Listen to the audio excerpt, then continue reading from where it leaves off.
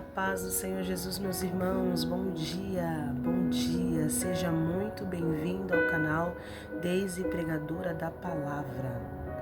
Que hoje, aleluia, nessa terça-feira seja mais uma terça-feira em que as poderosas mãos do Senhor repousem sobre a sua vida, sobre a sua família, sobre a sua casa, no nome de Jesus.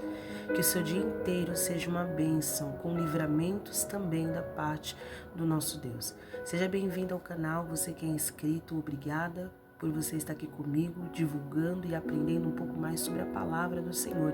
Não se esqueça de compartilhar, não se esqueça, meus irmãos, de dar o like. Eu tenho visto pessoas, bastante visualizações, mas poucos likes. Me ajude, em nome do Senhor Jesus Cristo, e compartilhe o máximo que você puder essa mensagem, amém? Vamos para a nossa porção diária, em nome de Jesus. Eu gostaria que vocês aprendessem um pouco mais comigo hoje sobre Gênesis capítulo 22, no nome de Jesus, que diz assim. Aqui é quando Deus manda Abraão matar o seu filho Isaque. Olha lá, vamos lá aprender um pouquinho mais. E aconteceu depois dessas coisas que provou Deus a Abraão e disse-lhe a Abraão, e ele disse, eis-me aqui. E disse, toma agora o teu filho, o teu único filho, Isaque, a quem amas, e vai-te à terra de Moriá e oferece-o ali em holocausto sobre uma montanha que eu te direi.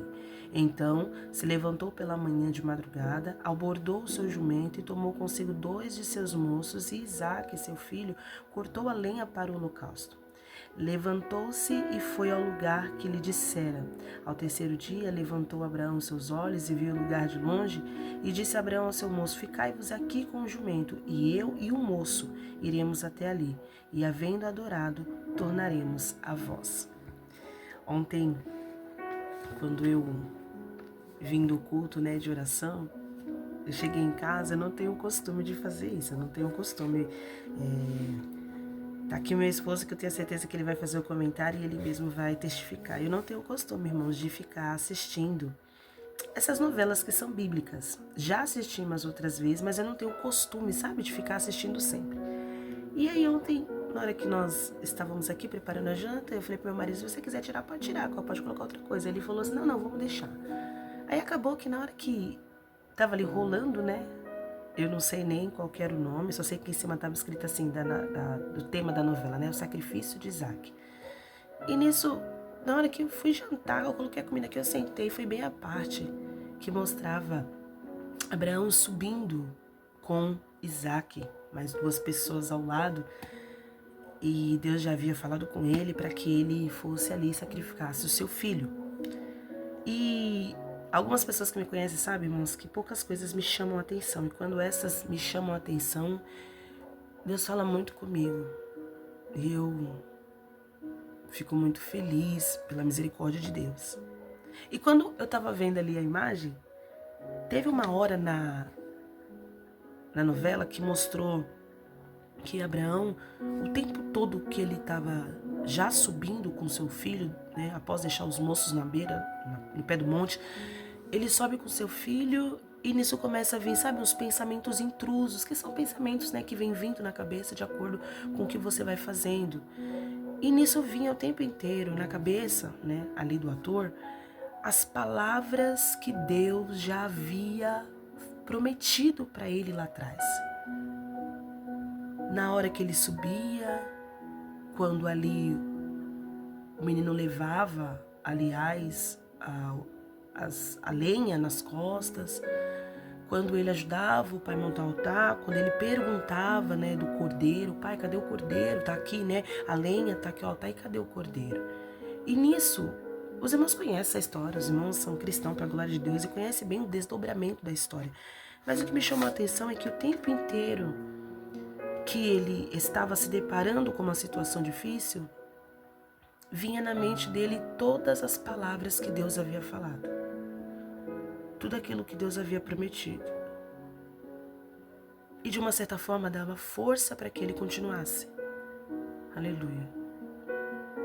Ele subindo, ele ouvia, e quando ele pegou o menino, que na verdade eu quero já falar sobre isso, algo que eu aprendi, eu tive a oportunidade de aprender, apenas uma curiosidade, e ele se lembrava quando Deus falou para ele, eu vou fazer dele fazer de você uma grande nação. Isaac é o filho da promessa. Então Deus já havia dito que era de Isaac. Então o que eu penso? Eu penso que ainda que Abraão o sacrificasse, ele sabia que Deus é poderoso para o ressuscitar.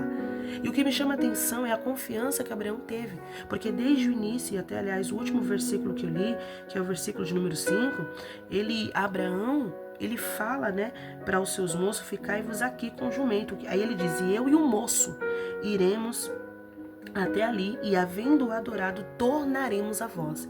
Então ele não está falando, eu vou voltar. Ele está dizendo, tornaremos. O que ele tinha em mente era a confiança de que, de uma forma ou de outra, acontecendo ou não acontecendo, Deus iria prover algo, Jeová Jireh, Deus da provisão, iria prover algo e então ele tinha certeza que ele voltaria com o menino. Isso é fé, irmão, isso aqui é fé. E ele ficou o tempo inteiro, no vídeo que eu vi, ele ouvindo as palavras do Senhor. Esse louvor aqui atrás, que eu coloquei, esse fundo musical, é aquele do Toque no Altar chamado Deus de Promessas, que Deus não é homem para mentir. Tudo que ele fala, ele vai fazer. Porventura ele diria e não faria, ou falaria e não confirmaria, como diz Números 23, 19. Sim, ele faz porque ele é Deus, é o Deus de promessas. E me chamou a atenção isso, porque lembra que esses dias atrás eu comentei sobre o que era mais difícil, olhar o contexto ou ver o tempo da espera? Tanto para um quanto o outro, um Deus prometeu. E o nosso Deus não é qualquer Deus, é o Deus de aliança, é o Deus que faz um pacto com o seu povo. E ele não é o homem para tirar a aliança do dedo quando dá uma briguinha, quando alguma coisinha acontece, como muitos casais fazem no nosso cotidiano. Não, ele entende o princípio do relacionamento, ele entende o princípio da aliança e ele põe no dedo. Quem tira às vezes é a noiva, por falta de compromisso. Mas o noivo não. O noivo não é menino. O noivo, nosso Jesus, o nosso Deus, ele é um Deus de promessa, Deus de aliança. Estabeleceu e acabou. Quem não se lembra quando ele fez a promessa para Abraão, todo mundo sabe disso.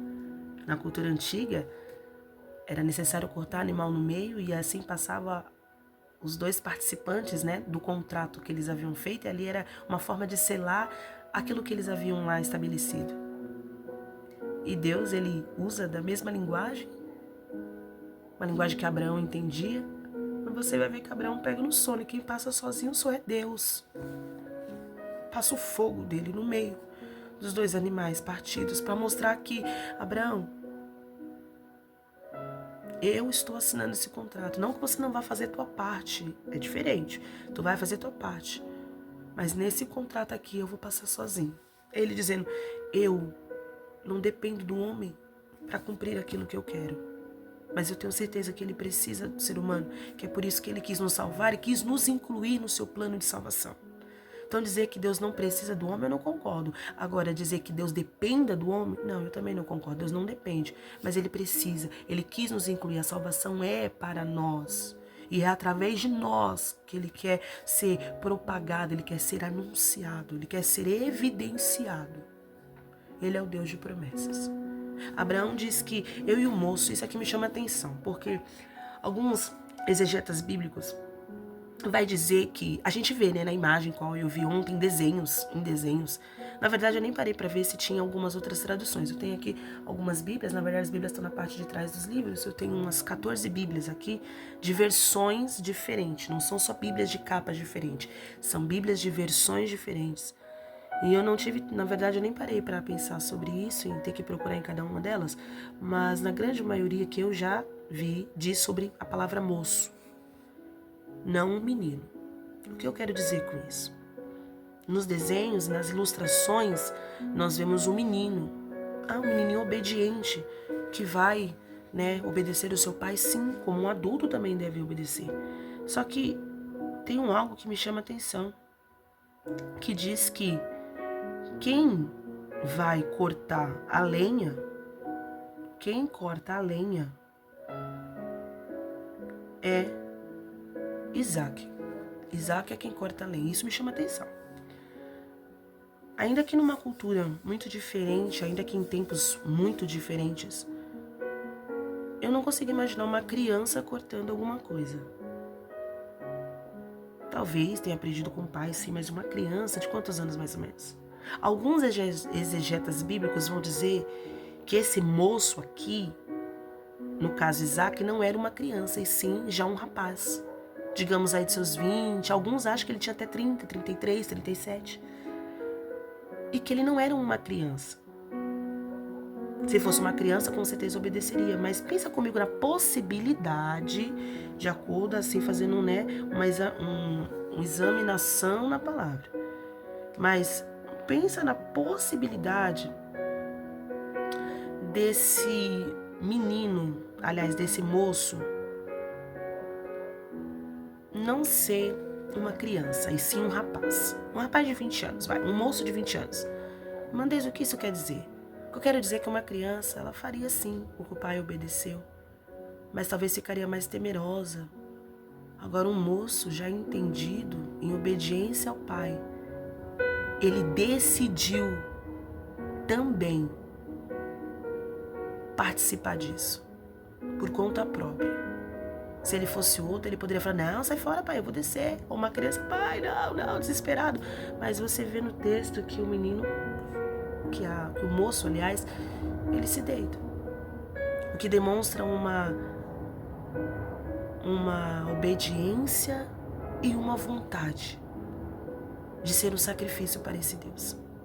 E ontem na imagem ainda mostrou, na casa, um menino lá na imagem, ela falou, pai, mas será que eu vou ser um sacrifício perfeito? Será que Deus vai me receber sendo um sacrifício perfeito? Olha o que eu disse ontem sobre o sistema lá do livro de Levítico, o sistema sacrificial do Antigo Testamento. Os animais tinham que ser puros, sem mancha, sem defeito, para ser um sacrifício bom e agradável, para que Deus pudesse aceitar. E a preocupação ali na imagem ontem foi, pai, será que Deus vai me receber como um sacrifício perfeito? É como se ele dissesse, pai, eu não sou perfeito. Pai, eu sou filho de pecado. Como que Deus vai me receber? Eu não sou um sacrifício perfeito. Ah, irmãos, pelo amor de Deus. Pelo amor de Deus, se isso aqui não falar contigo, olha, vai ficar difícil. Se isso aqui não falar com você, talvez era um moço. Eu entendi, pai. Eu tenho observado como o Senhor serve esse Deus. Eu tenho observado como Deus fala contigo, como Deus te abençoou. Eu vou lá, pai. Ah, irmãos, o que eu tô falando não é heresia não, irmãos. Não é heresia não, é almoço, não é heresia. É almoço. De seu filho e cortou lenha para o holocausto. Deus é maravilhoso, irmãos, é um Deus de promessa. Nunca duvidemos daquilo que Deus falou. Quando as coisas ficarem difíceis, quando as lutas ficarem difíceis, quando Deus pedir para você sacrificar talvez alguma coisa que... Alguns dizem que Abraão estava tão feliz pela vinda de Isaac, que Isaac parece que começou a tomar, sabe, o lugar de Deus no coração dele. E Deus fez isso para o testar. Aí Deus falou, olha, agora eu sei. Não estenda as mãos sobre o menino, porque agora eu sei, né? Agora eu sei. O que será que entre o dia da promessa, no meio do caminho, o que será que aconteceu conosco? Será que Deus vai pedir para você sacrificar algumas coisas? Porque talvez Ele tenha visto que essas coisas estão tomando o lugar dele no seu coração? Eu tenho algo para dizer para os irmãos que eu ouvi, que eu achei muito interessante. Não literal, porque todo mundo já sabe. Mas de uma certa forma, Abraão sacrificou sim Isaac. Aonde? No seu coração. Ele entregou aquilo que ele tinha que entregar, que estava no seu coração, para Deus. E naquele momento, no coração de Abraão, era seu filho Isaac. Temos coisas que nós temos que sacrificar. Parece difícil, eu sei que é difícil, deve doer. Eu fico imaginando a cabeça de Abraão. O texto diz que ele ouviu no outro dia pela manhã, de madrugada. Aliás, ele levantou e 3 dias depois ele viu de longe o local. Imagina, irmão, são 4 dias agoniados. Agoniado, como um pai. Eu fico tentando imaginar, é difícil, é uma situação difícil. Hoje o Senhor não vai pedir para você matar seu filho, com certeza não. Sacrifício humano o Senhor não recebe. Mas o que tem, talvez, tomado o lugar do Senhor no seu coração, isso Ele quer que você sacrifique. E eu te pergunto, vale a pena? Vale a pena você sacrificar, vale a pena você ficar firme na promessa. Como diz o louvor 107 da harpa, firme nas promessas do meu Salvador. Cantarei louvores ao meu Criador. Fico na dispensação do seu amor, firme nas promessas de Jesus. Firme, firme, firme nas promessas de Jesus, ó Cristo. Firme, firme, sim, firme nas promessas de Jesus. Firme nas promessas, hei de não falhar, ó, quando as tempestades vêm me assolar. Pelo verbo vivo hei de batalhar, firme nas promessas de Jesus. Eu amo o hino da harpa, irmãos, eu amo o hino da harpa. Fique firme, meus irmãos, fique firme. Quando as coisas ficarem difíceis, deixe os pensamentos que na verdade é o Espírito Santo de Deus te fazendo lembrar das promessas que Ele já havia feito. Se disponha, tome atitude. Fala, Senhor, eu estou aqui. Eu sei que o Senhor tem mais para mim. O Senhor prometeu e eu sei que o Senhor é fiel para cumprir. Ele é bom, Ele é maravilhoso. Ele é fiel à sua palavra. Se você gostou desse vídeo, não esqueça de compartilhar, apertar lá o like, na mãozinha assim, ó, vai lá, aperta, em nome de Jesus, ativa a notificação para que você possa sempre ser avisado quando eu colocar um novo vídeo aqui, tá bom, meus irmãos? Deus abençoe a sua vida, a sua família e ó, firme nas promessas do Senhor Jesus. Tenha um bom dia, para a glória de Deus.